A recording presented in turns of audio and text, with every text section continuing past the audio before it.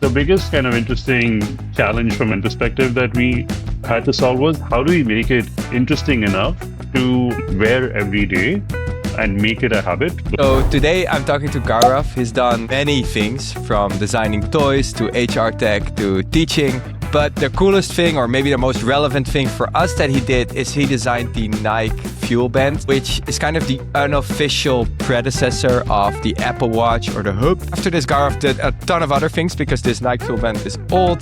He's founded his own startup, sold it, and now he's working on privacy-first telecom, and he does a lot of different other things. So Gaurabh, tell me a little bit about yourself. You've done a gazillion things, but what drives you to do this wide variety of different things in your career? Thanks for that intro. My career started off with, I did visual design, I did interaction design. One of my first eye-opening experiences was actually working for Samsung Design Europe in London. Samsung had these like mini satellite design studios around 2005, and it was pretty awesome. And surprisingly, the one of the most geekiest exercises I've done has been the most fun. And again, like this is stuff that I would love to kind of find at some point. And one exercise I had to do was do like a comparison chart of all of the physical knobs on every single like microwave, washing machine, dishwasher.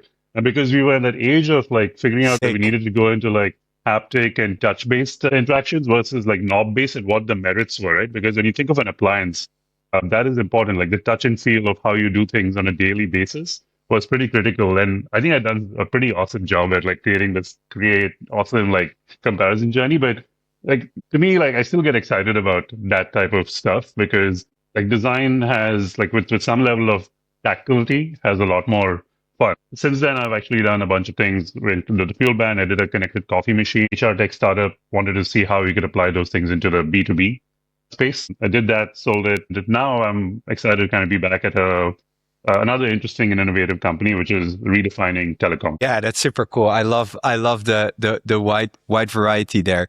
Tell me maybe a little bit about how you got into physical design and maybe tell me a bit about that era when a lot of companies started making kind of physical products and where the physical and the digital were crossing. Yeah, I graduated around 2005 or 2006, 2005.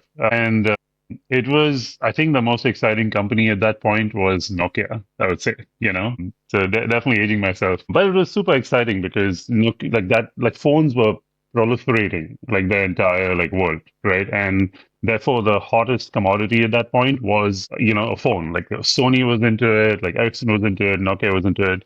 So having kind of graduated at that time as a designer, and drinking the IDEO design Kool-Aid and Frog design Kool-Aid and all of that stuff, that is something that was really nice. I could become an editorial designer. I could become something else, right? Which so like a regular web designer as well. But I think internally, I'm always craving to be at the edge of the next thing. And at that point, the next thing was like mobile telecom, right? Because web was still 5 years old. It was still new. But it was still like, okay, people have started doing it. I want to master the next thing. And to me, I think that is essentially what has always been interesting when I think of my career. Like every time I've worked on something, it's kind of what is coming next. So the mobile was the, let's say, 2005 to 2010 era. Then it was the connected products era, 2010 to 2013 or 2014. Then it was the, consumerization of the enterprise era, right? Like, okay, let's make enterprise better. So I think it's really kind of what drives me. And now I'm interested in something new. Before we talk about the Nike Fuelband and those types of projects, I have a question. Since you are a designer now in software land and were a designer back then in slightly more hardware land, one of the things I always find very interesting is that design now, if I'm brutally honest, is kind of boring and uniform, even though we have much less constraints, right? You can draw anything on a screen. There's no extra cost to use a certain color or a certain animation. Where back in the day when you were building cell phone or were working on cell phones and those types of things, cell phones were looking quite extreme. And all of those things, like you had screens that you can turn around, cameras that you can flip, all of those things were very expensive and very hard to do. Why do you think it is that now that there's less constraints, people kind of make more similar designs and that was the other way around 10, 20 years ago? That's a good question. I think there's part of it is, replication of business, but I think let's kind of maybe go back, right? I think anytime there's a new domain, there's no right answer. And I think when there's no right answer, people haven't yet found that fit. So exploration is like at its peak. I mean, right now that's what's happening with AI. Nobody knows what the form factor of AI is going to be, but eventually there will be some level of behavior that will latch on, right? So I think there's two aspects to it. One is like it's almost like there's a little bubble or a window before the mainstream takes over. And I think all of us designers who love being designers, I think that's what it is. I agree with you about design being really bland, boring, and the Pinterestification of design, as we all call it, right? It's become pretty kind of boring. And in some way, I would say it's the tools that have created that problem, right? Like, which is I wouldn't say it's a problem because, yeah, I guess it's the mainstreamification of the work means that it has become templatized and it also has become commoditized, which is again why I think I'm excited about where we are today because all the rules have kind of disappeared, right? And therefore, it's a right time for designers to reinvent both sides. And I think what I like about right now is I think there's been eras where it's been one medium that has moved forward. But I think right now what's happened is AI is doing its own thing and we need a new language for how to interact with software. And because of AI and it's completely kind of disappearing, so the screen hardware is coming back and it's kind of going to get more new superpowers, right? And again, there's a whole new era of things that can happen there, which is super interesting. Hey, so I think one of the most exciting projects, in my opinion, that you've done is obviously the Nike Fuelband. And I would love to know, like, how do you get started? What is a brief on a project like this? And how do you then kind of like go and design this product?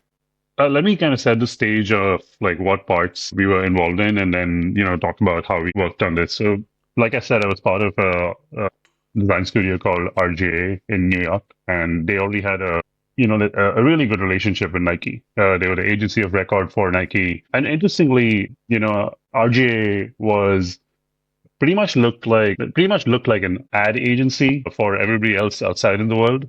But there was this little kind of group of people who was really kind of product oriented and kind of was looking out into the future of what was coming. And I was lucky to join around that time. So when I joined, they'd already done like one pilot, let's say. So Nike, obviously is great at doing campaigns and they're very innovative with their stuff. So they had actually released a campaign maybe 2 years before my time, which was called Nike Plus Active. And I don't know if you have seen this, but it was a pretty cool. Like they had this puck in the middle of like in the shoe, and yeah. So basically, what would happen was you'd run, and then you would sync your puck to the laptop, I guess at that point, and you would essentially conquer these different milestones, right?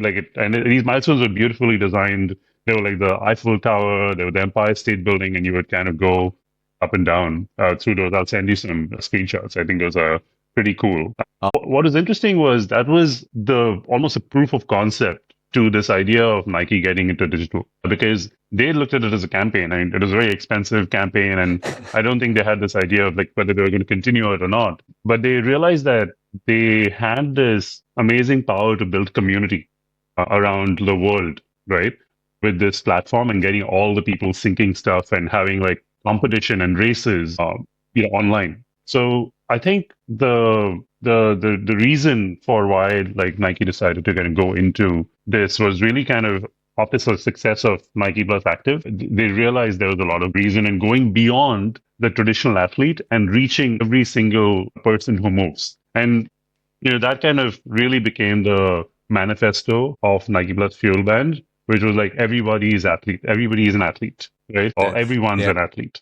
And because everything that Nike had done till then was all about, pro basketball or pro soccer or pro football, right? And that definitely creates that aspirational level. So the brand was a state to now kind of go and say, hey, everybody is an athlete, and we're going to use this new technology to put a device in everybody's hand so that everybody can measure and get like this athlete level measurement of their performance. So if you think of that, like that definitely kind of feels on brand to what Nike wants to do, right? It's kind of making everybody an athlete is 100%. It was an interesting time because it was a secret project for almost 2 years.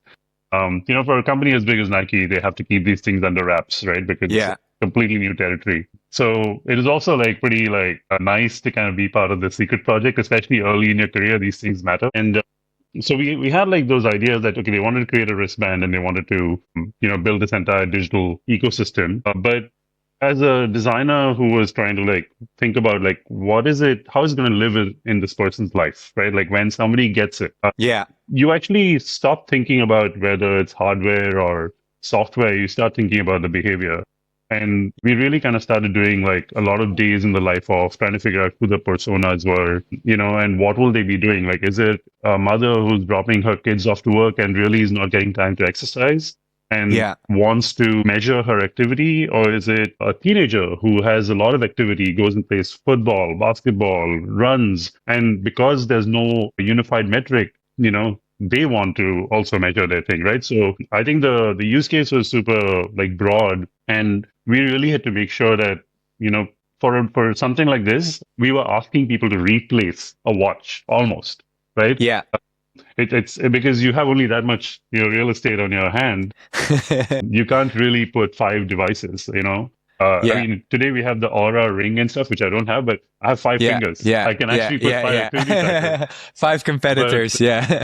maybe at the max I have two hands and I can put two things. So Yeah. to the biggest kind of interesting challenge from a design perspective that we had to solve was how do we make it interesting enough to wear every day and make it a habit? And I would say that was really the design problem that we started off with, to Yeah. think about. And when you have that problem, like, did you already kind of know, oh, this is what the hardware is capable of doing?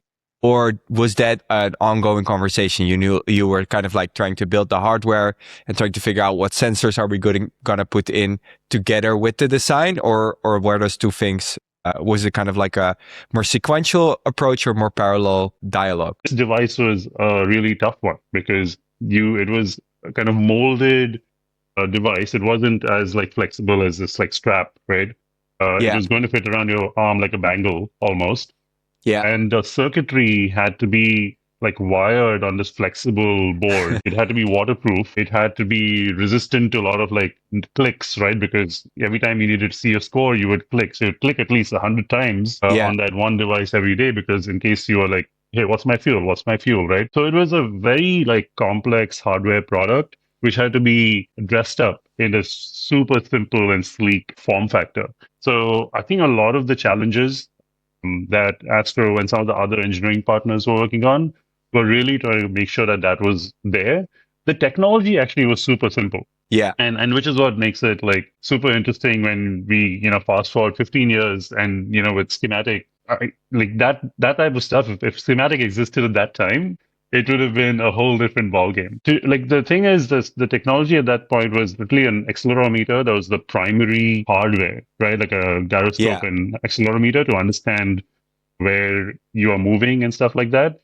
And a huge amount of computation was happening with the accelerometer data on Yeah. the software side, right? So it And was the really, and that's software why running that on the device, or was it running on people's phones or stuff like it's today?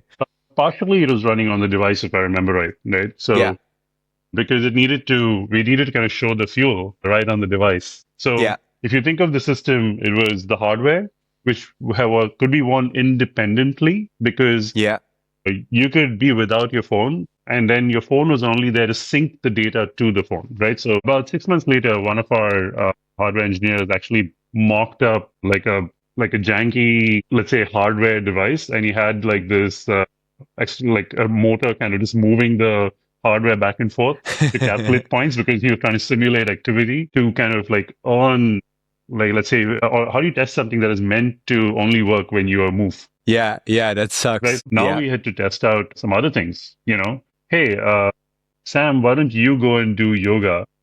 Yeah. Gaurav, why don't you go and run? Why don't you go and just go shopping? And then let's come back and compare our activity, right? Like, because now, like, the yoga person technically did not get counted because, they did activity, but they did not. The Yeah. shopping person and running person ran, and sometimes maybe the shopping person's activity was more because they were moving their hand and getting the stuff, right? So we started doing that type of testing as well, because when you do physical products, I think that's one of the things that differentiates software from Yeah. hardware. Oh, yeah, we used to I, all take I, the stairs. Sorry, we yeah. used to all take the Yeah. Go ahead. stairs. We had this like hidden staircase like in the building, and we Yeah. basically all day we used to just keep going up and down that staircase because we needed to like simulate activity.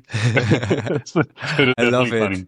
I love how part of the design process was taking the stairs. Yeah, hey, one of the things that I think is so cool about the Nike Fuelband design is this display. It's a LED matrix display, and it just looks incredible. Was that something that was kind of dictated by hardware constraints because these displays tend to be very low energy consumption? Or was it more of a design aesthetic choice? And then once that was decided, how did you and the team go about and kind of design for this very kind of constrained display, but in my opinion, like incredibly beautiful? Yeah, LED was definitely the choice, both from a low energy perspective, 100%. That was the right way. But I think the best designs actually hide the constraints, right?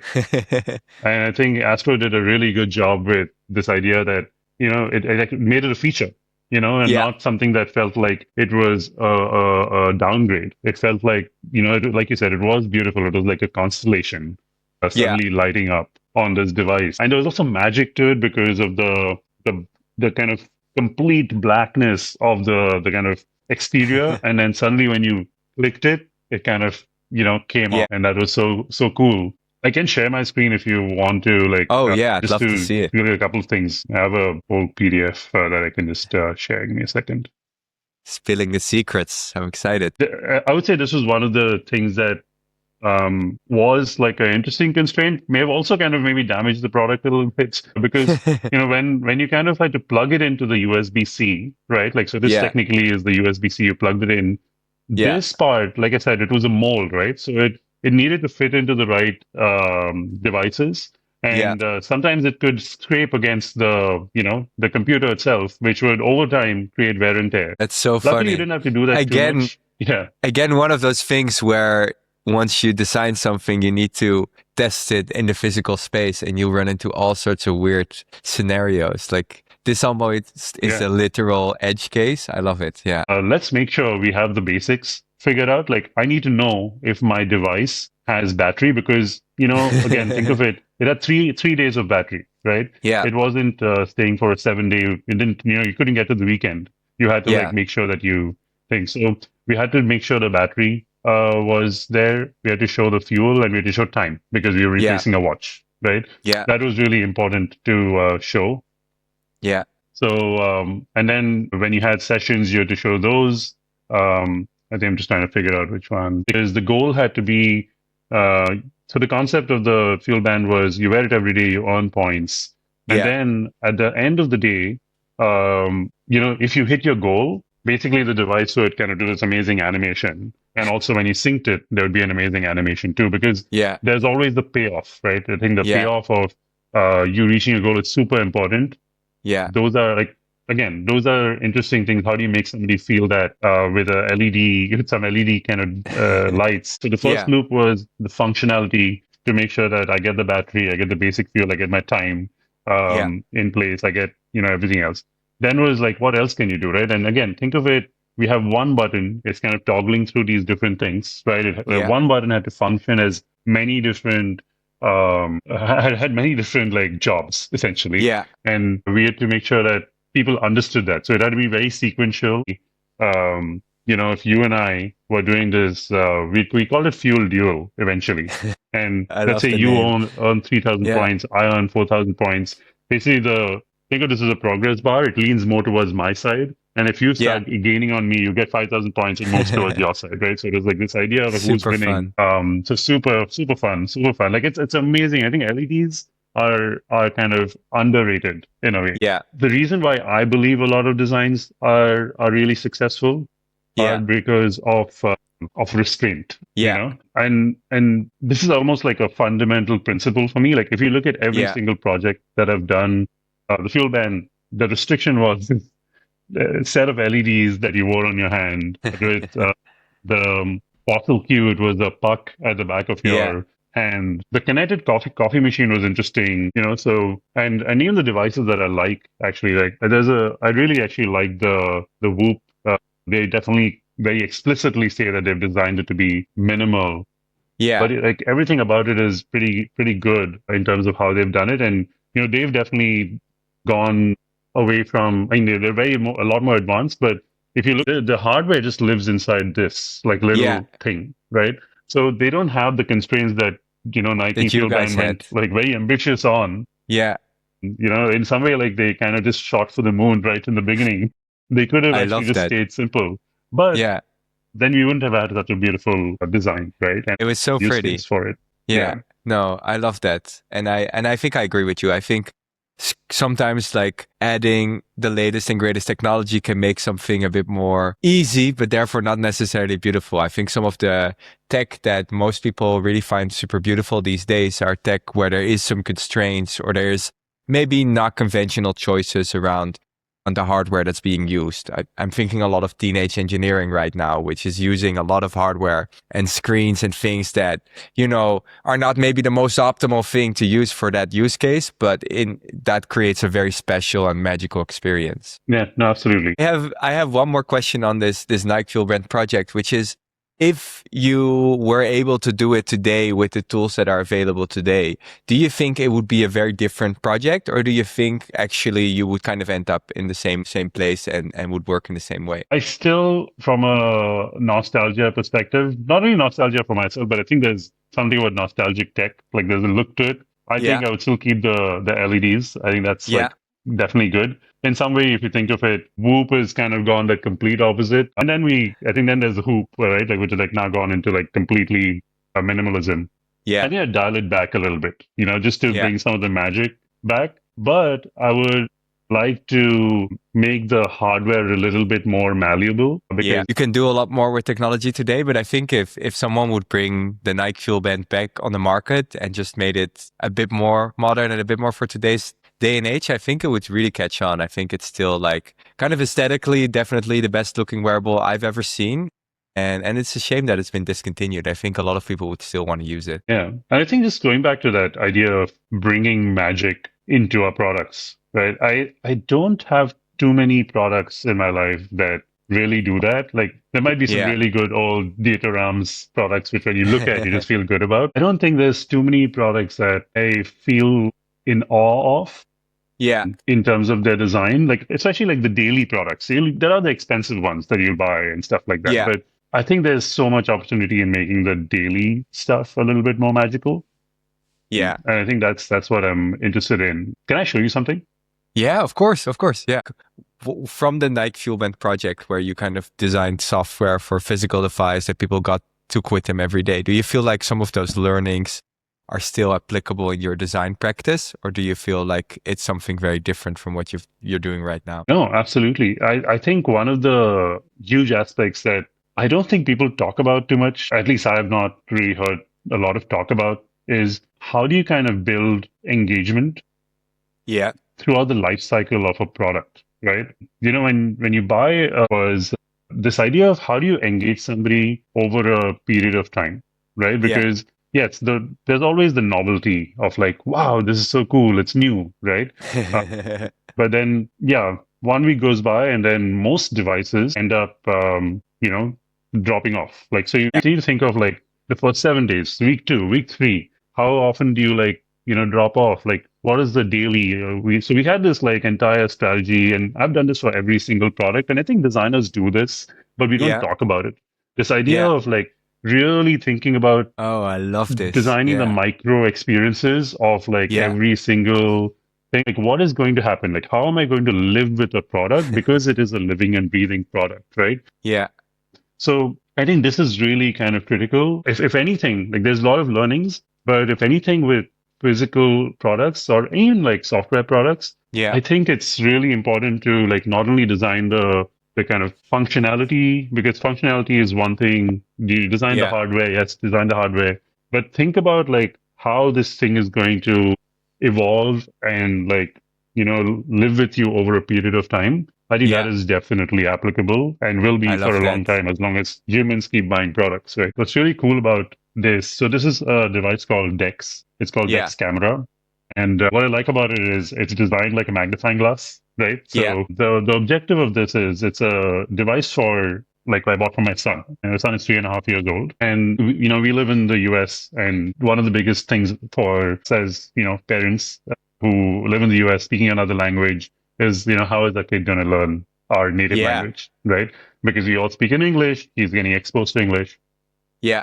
So it's always on top of mind. And this to me is like a really good example of one, a well-designed product, two, Yeah. an AI-enabled product, but in the right way. It's Yeah. the first time I got excited about AI inside hardware. Yeah. And what this does is it allows, if you look at like this is like a camera inside, Yeah. Oh, wow. Yeah, I like see. Yeah. this huge, huge camera. It's actually just a big camera. And on this Yeah. side, there's a screen. So what happens Wow. is, if I want to know, let's say, when I can point at something and take a picture of the books, Yeah. right? And it will essentially capture the picture. And then Yeah. I've already kind of set up what language I want my son to learn. So it's going to say, hey, Zane, this is a bookshelf. A Yeah. bookshelf in Hindi or Dutch is, and Yeah. then they'll say the Hindi name, right? Amazing. And that's Amazing. happening Yeah. real time. I love it. It's self-correcting and it also evolves, right? Again, going back to what I said about how it evolves with you, like Yeah. what I like is also the data that I give it is very minimal. Yeah. I've only told what my son's name is and what his age is. That's the only Yeah. thing I've given it. Oh, wow. Uh, Yeah. And because of that, now what it does is it knows like as he uses it more, Yeah. the language sophistication increases. So first starts with words, and it talks to him in the language he knows, English. Yeah. Then I've noticed it kind of slowly using the native language and like into sentences. So it's evolving. And That's that's why I'm super incredible. excited about like, it's a super simple device. Yeah. It has the right form factor, like a magnifying glass, but it's Yeah. an evolving product and it's going to live with him for like the next 2 years and he's going to learn more, So I'm excited about like what we're doing with Cape too. Like it's like to me like what's interesting about Cape, the reason I joined it was I mean other than the fact that it's a really novel idea to like rethink telecom because nobody has in the last Yeah. like 20 years, I guess. But I also think that privacy is important for products like this because this one will only survive if it's no Trusted. use if I keep it in the house because otherwise he's only taking pictures of the same things, right? Yeah. But Yeah. why I like this is he can go in the garden, he can go when we go hiking, and he can take Yeah. a picture. And the only way that's getting powered is through LTE Yeah. and mobile communication because there's no like Wi-Fi. Yeah. And Yeah.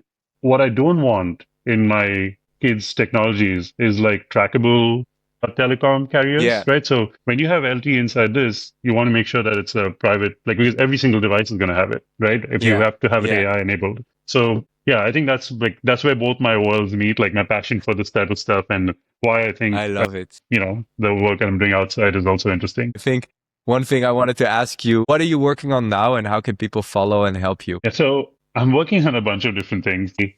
I have two tracks going on in my life right now. One is, the job I'm working on, which I'm super excited about. Yeah. I'm working for a privacy telecom company called Cape, and Yeah. we're really building like the first truly native privacy enabled telecom operator. You can go to cape.co to check it out. Alternatively, I'm pursuing my journey in trying to really understand YouTube because Awesome. going back to this idea of like the precipice of technology, in some way I'm arriving late to YouTube, but I'm super fascinated by it. And so I'm actually building out a bunch of different tools for YouTube for creators. One of them has been this tool called attention.design Yeah. because we live in what the so-called attention economy. And as my quest to really understand it, I have started building tools because now I can, as a designer, I can build out a lot I of love things it. Yeah. physically. So I'm working on a bunch of those. I'll kind of send you some links of a few of the projects I've been building, and I'd love feedback on those. I love it. I love it. Hey, Gaurav, thank you so much for this conversation. I thought it was super, super insightful. And I love the breadth of your work, but also how it all connects. And I'm sure a lot of the people that are going to watch this video will have found it super interesting as well. So thank you so much. Yeah, thanks so much.